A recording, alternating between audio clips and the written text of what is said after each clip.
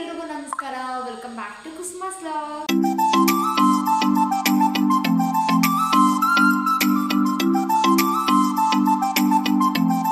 ಇವತ್ತಿನ ವ್ಲಾಗ್ ಅಂತೂ ಪ್ರತಿಯೊಬ್ಬ ಸ್ಟೂಡೆಂಟ್ಗೂ ಕೂಡ ತುಂಬಾನೇ ಯೂಸ್ಫುಲ್ ಆಗುತ್ತೆ ನಾನಿವತ್ತು ಮಾತಾಡುವಂತಹ ವಿಷಯ.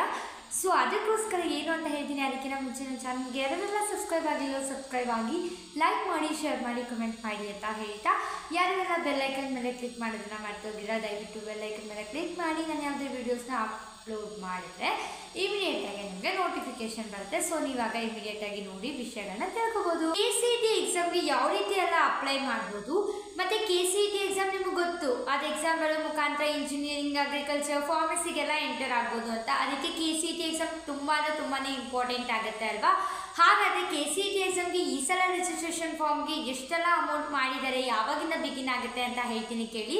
ಹಾಗಾದರೆ ಇದೇ ಜನವರಿ 23 KCET ಎಕ್ಸಾಮ್ ರಿಜಿಸ್ಟ್ರೇಷನ್ನು ಬಿಗಿನ್ ಆಗ್ತಾ ಇದೆ. So mark your calendars and don't miss out. ಯಾಕಂತ ಹೇಳಿದ್ರೆ ನೀವು ಸ್ಟಾರ್ಟಿಂಗಲ್ಲಿ KCET ಎಕ್ಸಾಮ್ಗೆ ಅಪ್ಲೈ ಮಾಡೋಕ್ಕೆ ಹೋದ್ರೇ ಬೆಟರು. ಸರ್ವರ್ ಬ್ಯುಸಿ ಬರಲ್ಲ, ಇಮಿಡಿಯೇಟಾಗಿ ನೀವು ಕೂಡ ಅಪ್ಲೈ ಮಾಡಿ ರಿಟರ್ನ್ ಆಗ್ಬೋದು. ಹಾಗಾದರೆ ಎಷ್ಟೆಲ್ಲ ಚಾರ್ಜ್ ಅಂತ ನಾನು ಹೇಳ್ತೀನಿ. ವಿಡಿಯೋನ ಕಂಪ್ಲೀಟಾಗಿ ನೋಡಿದ್ರೆ ನಿಮಗೆ ಯಾವ ರೀತಿ ಅಪ್ಲೈ ಮಾಡೋದು ಪ್ರತಿಯೊಂದು ಡೀಟೇಲ್ ಆಗಿ ಸಿಗುತ್ತೆ. ಆದರೆ ರಿಜಿಸ್ಟ್ರೇಷನ್ ಚಾರ್ಜಸ್ ಏನಿರುತ್ತೆ ಅಂದರೆ, ಜನರಲ್ ಮತ್ತು OBC ಕ್ಯಾಟಗರಿ ಸ್ಟೂಡೆಂಟ್ಸ್ ಏನಾದರೂ ಇದ್ದರೆ ವಿತಿನ್ ಕರ್ನಾಟಕ ಅಲ್ಲಿದ್ದರೆ ಅವ್ರಿಗೆ ₹500ನ ಚಾರ್ಜ್ ಮಾಡ್ತಾ ಇದ್ದಾರೆ. ಸೊ SC ST ಏನಾದರೂ ಆಗಿದೆ ಸ್ಟೂಡೆಂಟ್ಸು ವಿತಿನ್ ಕರ್ನಾಟಕದಲ್ಲಿದ್ದರೆ ₹250 ಚಾರ್ಜ್ ಮಾಡ್ತಾ ಇದ್ದಾರೆ. ಸ್ಟೂಡೆಂಟ್ಸ್ ಇನ್ ಕೇಸ್ ಏನಾದರೂ ಔಟ್ಸೈಡ್ ಫ್ರಮ್ ಕರ್ನಾಟಕ ಇದ್ದರು ಅಂತ ಅಂದರೆ ಅವ್ರಿಗೆ ₹750 ಚಾರ್ಜ್ ಮಾಡ್ತಾ ಇದ್ದಾರೆ. ಆರ್ NRI, OCI, PIO ಆ ಥರ ಕ್ಯಾಂಡಿಡೇಟ್ಸ್ ಏನಾದರೂ ಇದ್ದರೆ ₹5000ನ ಚಾರ್ಜ್ ಮಾಡ್ತಾ ಇದ್ದಾರೆ. ನೀವು ಇದನ್ನು ಈ ಫೀಸ್ನ ಯಾವ ರೀತಿ ಹಾಗಾದರೆ ಪೇ ಮಾಡ್ಬೋದು ಅಂದರೆ, ನೀವು ಇದನ್ನು through net banking, UPI, credit card ಈ ಥರ ನೀವು ಪೇ ಮಾಡ್ಬೋದು. ಹಾಗಾದರೆ ನೀವು ಫೀಸ್ನ ಪೇ ಮಾಡಿ ಟೆಸ್ಟ್ನ ಅಟೆಂಡ್ ಮಾಡಿಲ್ಲ ಅಂತ ಅಂದರೆ ನಿಮಗೆ ಅಮೌಂಟ್ ರೀಫಂಡ್ ಆಗುತ್ತಾ ಅಂತ ಅಂದರೆ ಇಲ್ಲ, ಯಾವುದೇ ಕಾರಣಕ್ಕೂ ಇದು ನಾನ್ ರೀಫಂಡಬಲ್ ಅಮೌಂಟ್ ಆಗಿರುತ್ತೆ. ಹಾಗಾದರೆ ಇದು ಹೇಗೆ ರಿಜಿಸ್ಟರ್ ಆಗ್ಬೋದು ಅಂತ ಹೇಳಿಬಿಟ್ಟು ನಾನು ನಿಮ್ಗೆ ಹೇಳ್ಕೊಡ್ತೀನಿ.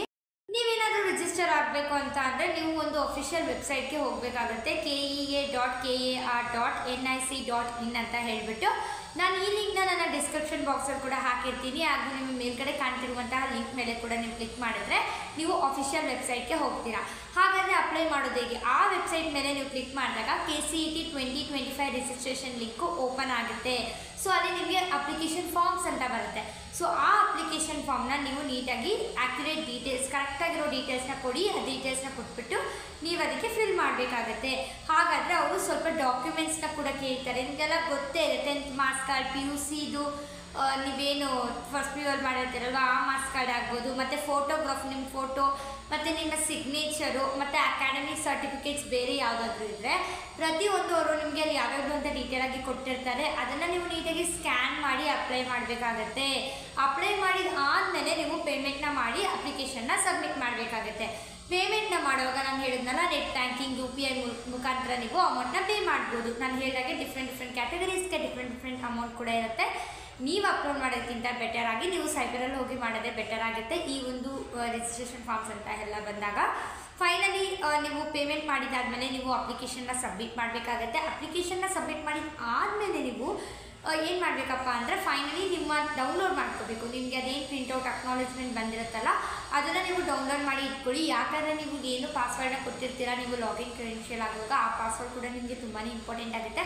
KCETದು ಆಲ್ ಟಿಕೆಟ್ ಅಂತ ಬರುತ್ತೆ, ನಿಮ್ಗೆ ಗೊತ್ತಿರುತ್ತಲ್ವ. ಆಲ್ ಟಿಕೆಟ್ ಬಂದಾಗ ನಿಮಗೆ ಅದನ್ನು ತೆಗಿಯೋಕ್ಕಾಗ್ಬೋದು. ಪ್ರತಿಯೊಂದಕ್ಕೂ ಆ ಪಾಸ್ವರ್ಡ್ ತುಂಬಾ ಇಂಪಾರ್ಟೆಂಟ್ ಆಗುತ್ತೆ. ಸೊ ಇಟ್ಕೊಂಡಿರಿ. ಮತ್ತು ಅದು ಹೇಳಬೇಕಂದ್ರೆ ಅಕ್ನಾಲೇಜ್ಮೆಂಟಲ್ಲಿ ನಿಮಗೊಂದು ID ಕೂಡ ಬಂದಿರುತ್ತೆ, ಅದು ಕೂಡ ತುಂಬಾ ಇಂಪಾರ್ಟೆಂಟ್. ಸೊ ಆ ಅಕ್ನಾಲೇಜ್ಮೆಂಟ್ನ ಪ್ರಿಂಟೌಟ್ ತೆಗೆದುಬಿಟ್ಟು ಇಟ್ಕೊಳ್ಳಿ.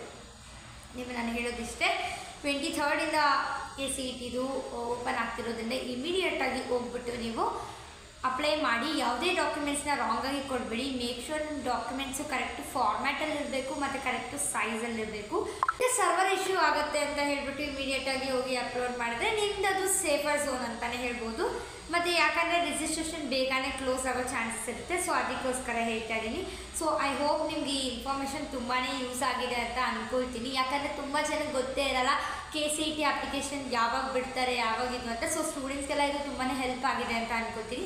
ಹಾಗಾದರೆ KCET ಬರೆಯೋದಕ್ಕೋಸ್ಕರ ಯಾವುದಾದ್ರೂ ಇನ್ ಕೇಸ್ ನಿಮಗೆ ವೆಬ್ಸೈಟ್ನ ಸಜೆಸ್ಟ್ ಮಾಡಬೇಕಾಗಿದ್ರೆ ಅಥವಾ ನಿಮಗೇನಾದರೂ ಸಬ್ಜೆಕ್ಟ್ ರಿಲೇಟೆಡ್ ಡಾಕ್ಯುಮೆಂಟ್ಸ್ ಬೇಕಿದ್ದರೆ, question paper, previous year question paper ಪ್ರತಿಯೊಂದು ಹೇಗೆಲ್ಲ ಡೌನ್ಲೋಡ್ ಮಾಡ್ಕೋಬೇಕು ಅಂತ ನೀವು ನನ್ನ ಕಮೆಂಟ್ ಸೆಕ್ಷನಲ್ಲಿ ಏನಾದರೂ ಕೇಳಿದ್ರೆ ಇನ್ ಕೇಸ್ ನಾನು ಅದ್ರ ಬಗ್ಗೆ ವೀಡಿಯೋನ ಮಾಡಿಬಿಟ್ಟು ತಿಳಿಸ್ಕೊಡ್ತೀನಿ.